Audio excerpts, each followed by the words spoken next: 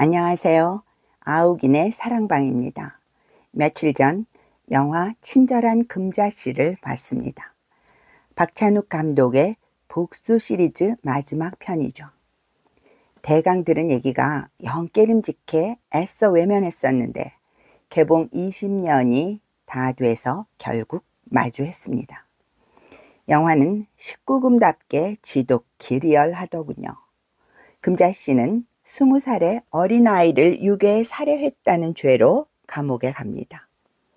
주위 사람들에게 더없이 친절한 모범수로 지내다가 13년 만에 추록한 그녀 앞에 전도사가 두부를 내놓습니다.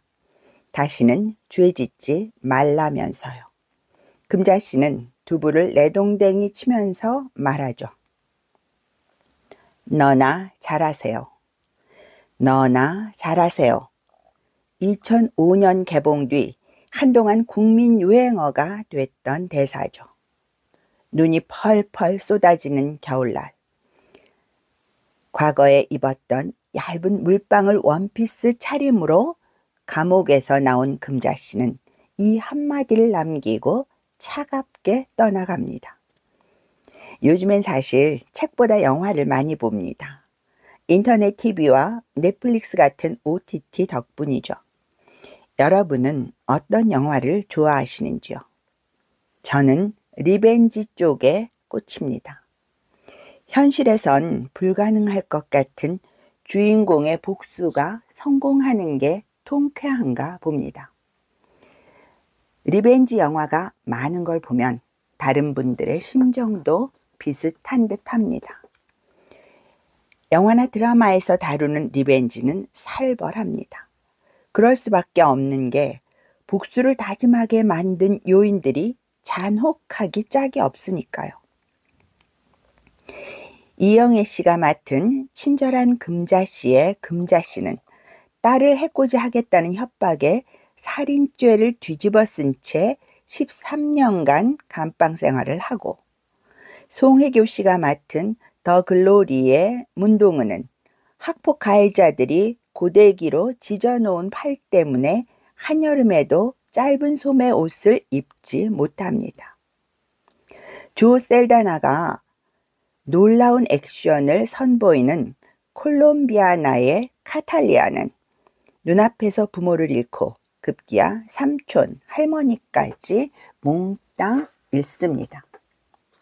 세 여성은 그런 끔찍한 시련과 고통을 감내하면서 오랫동안 계획한 끝에 마침내 복수를 단행하죠. 그리고 성공합니다. 현실은 어떤가요? 세상엔 세 사람과 비슷한 일을 당하는 사람도 있고 그보다는 덜해도 억울하고 분한 일로 잠도 못 자고 가슴만 쥐어뜯는 사람이 수두룩합니다. 폭력과 해코지의 종류는 다양합니다.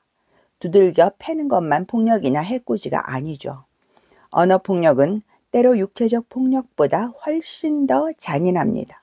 대놓고 무시하고 위협하고 모욕하는 것도 기막히지만 뒤에서 퍼뜨리는 험담과 헛소문은 더더욱 끔찍합니다. 해명할 틈도 없이 순식간에 퍼지니까요. 인터넷과 관음증이 결합되면서 빛의 속도를 능가할 지경이죠. 사실이 밝혀져도 헛소문은 사라지기는커녕 꼬리에 꼬리를 물고 이어지기 일쑤입니다. 상대가 집단이면 상황은 더더욱 심각합니다. 익명을 무기로 물고 뜯고 핥히는 것도 모자라 멋대로 재단하고 훈수까지 둡니다. 사람을 죽게 만들고도 뻔뻔하고요. 이해관계가 없다. 특정할 수 없다는 이유로 벌도 안 받고요. 그들이 다루는 사안 중 일부는 몇몇이 만들어낸 가짜 뉴스일지 모르는데도 말입니다. 오죽하면 인생을 고통의 바다, 고해라고 할까요? 보통 사람들에게 복수는 사소한 것조차 희망사항으로 남고 맙니다.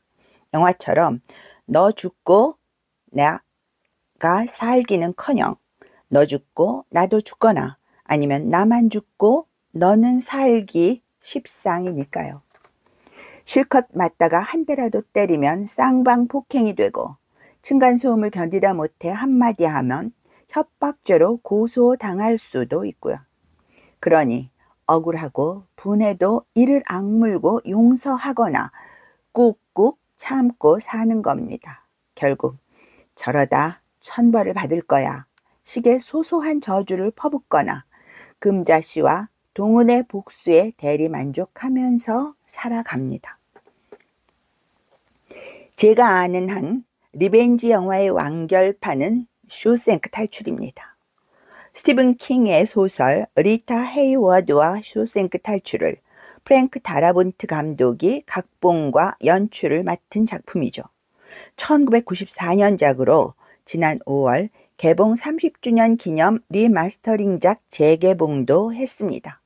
주역은 팀 로빈스와 모건 프리먼이죠.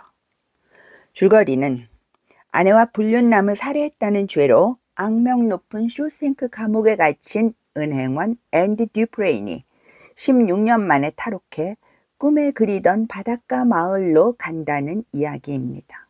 앤디는 누명을 쓰고 감옥에 갇혔지만 자포자기하지 않습니다. 감옥에 도서관을 만들고 다른 죄수들에게 꿈을 심고 쬐끄만 손망치로 탈출구를 만들고 자신을 괴롭히던 교도소장의 죄를 만천하에 알리고 그의 돈을 몽땅 찾아 떠납니다. 그야말로 완벽한 복수죠.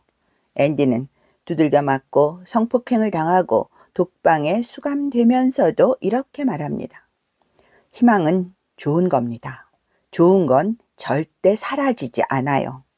그리고 앤디는 마침내 쟁취하죠. 푸른 하늘과 하얀 백사장, 망망한 바다, 자신을 찾아오는 친구까지. 완벽한 복수의 열매는 죄책감이나 보복의 두려움에 떨지 않아도 되는 자유로운 삶입니다. 이런 복수엔 조건이 있습니다. 도와줄 사람이죠. 세상 그 어떤 일도 혼자 해낼 순 없으니까요. 금자씨는 감방에서 무한 친절로 훗날의 조력자를 구하고 문동우는 남편의 폭력에 시달리는 현남을 구해 자기 편으로 삼죠. 앤디는 레드를 비롯한 다른 죄수들을 동료로 만드는 건 물론 돈 세탁과 절세로 악랄한 교도관과 교도소장의 신뢰까지 얻습니다. 인생은 상처투성입니다. 견딜만 하면 또다시 억장이 무너지는 일이 생기기도 하고요. 그러나 시련과 고통을 희망의 걸음으로 삼지 못하면 복수도 자유도 없습니다. 복수의 근간은 아무리 짓눌려도 찌부러지지 않는 겁니다. 나를 죽이지 못한 것은 나를 더욱 강하게 만들 것이라는 니체의 말을 기억하면서 말이죠.